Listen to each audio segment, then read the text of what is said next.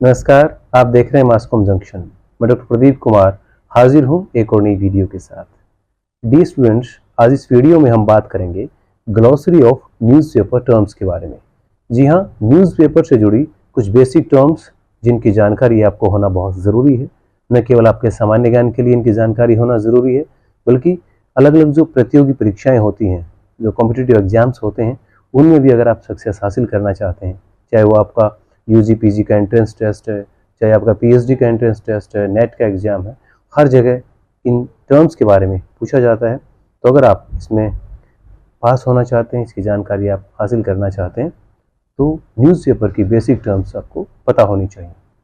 Newspaper की जो basic terms हैं या जो ग्लोसरी ऑफ न्यूज़पेपर है, इसके संबंध में एक के बाद एक कई वीडियो हम आपके बीच लेकर के आएंगे और उम्मीद करते हैं कि समाचार पत्र की जो बेसिक टर्म्स हैं उनके बारे में आपका जो सामान्य ज्ञान है उसको बढ़ाने में ये वीडियोस काफ़ी मददगार होंगे।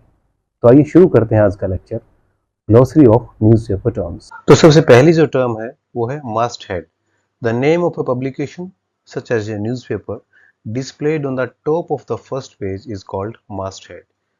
किसी भी समाचार पत्र का जो नेम होता है, जैसे दैनिक भास्कर है, दैनिक जागरण है, पंजाब केसरी है, अमर उजाला है, वो उस समाचार पत्र के जो पहला पन्ना होता है उस पर सबसे ऊपर लिखा होता है, अपर हाफ में सबसे ऊपर लिखा होता है, आप देखते हैं, तो इसको मास्ट हेड कहते हैं।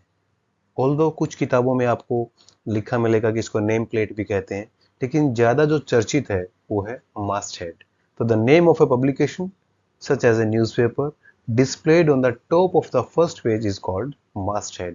तो अक्सर ये परीक्षाओं में पूछा जाता है कि masthead क्या होता है। Then ear panel। In newspapers, usually there are advertisements, news photos, weather forecast that are published next to the masthead. As the name of the newspaper is referred to as the masthead, the advertisements are perceived as ears of the masthead and they are called ear panels। जो मास्ट head हमने इसे पहले वाली slide में समझा कि जो समाचार पत्र का पहले पन्ने पर नाम जो लिखा होता है सबसे ऊपर, उसके दोनों तरफ, यानी जैसे हमारे फेस के दोनों तरफ या फोरहेड के दोनों तरफ कान होते हैं, ईयर्स होते हैं, ठीक इसी तरह समाचार पत्र के भी दो ईयर होते हैं, कान होते हैं, इनको ईयर पैनल हम कहते हैं। तो उन दोनों जगह पे, यानी मास्ट हेड के लेफ्ट एंड राइट जो जगह होती है, वो वहां पर विज्ञापन लगाते हैं कई बार, जैसा कि आप इस एग्जाम्पल में देख रहे हैं। इस स्लाइड में जो डेक्कन क्रॉनिकल है, इसके दोनों तरफ एडवर्टीजमेंट्स दिए हुए हैं, विज्ञापन दिए हुए हैं, जबकि संडे टाइम्स में आप देख रहे हैं दोनों तरफ फोटोग्राफ्स दिए हुए हैं और इन फोटोग्राफ्स से संबंधित जो न्यूज़ है वो अंदर के पेज पे है। तो कई बार अंदर के जो पृष्ठ होते हैं, उनकी खबरें होती हैं, उनका फोटोग्राफ यहाँ लगा दिया जाता है।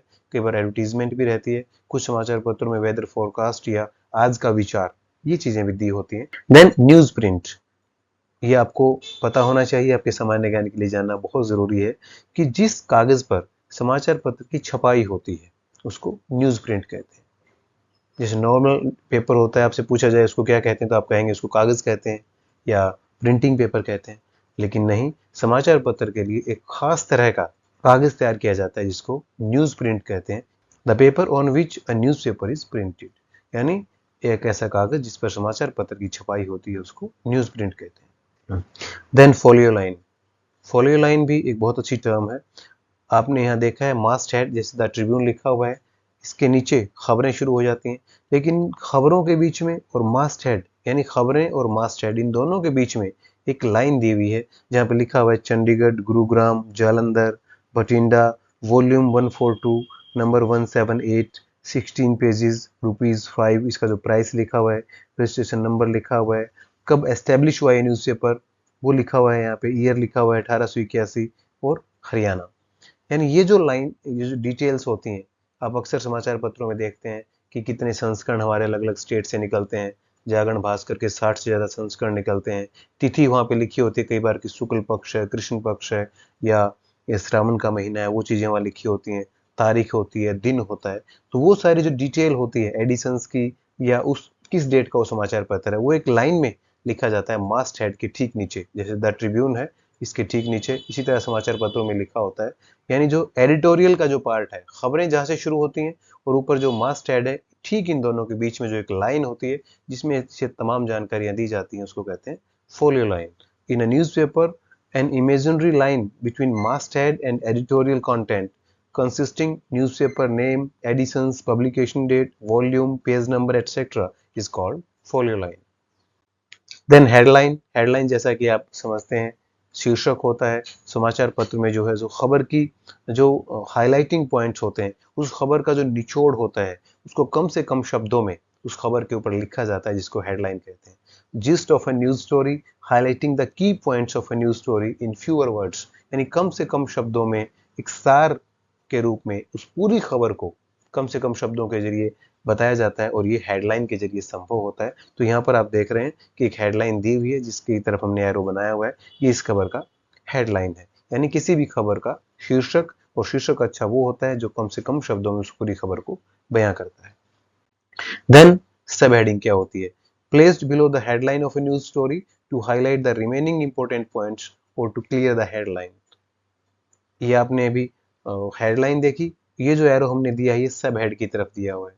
यानी कोई खबर होती है उसके सबसे जो महत्वपूर्ण पॉइंट्स होते हैं वो हेडलाइन में दे दिए जाते हैं, लेकिन हेडलाइन के अलावा और भी कोई खास पॉइंट ऐसा है जो बहुत महत्वपूर्ण है लेकिन हेडलाइन में उसको नहीं दिया जा सका, तो उसको सब हेड में आप देते हैं, ताकि सारे इंपॉर्टेंट पॉइंट्स जो खास हाईलाइटिंग पॉइंट्स उस खबर के हैं वो हेडिंग में और सब हेडिंग में कवर हो जाएं. और अगर कोई पाठक सिर्फ हेडिंग और सब हेडिंग देखता है तो भी उसके जो इंपॉर्टेंट पॉइंट्स उस खबर के हैं वो जान सके.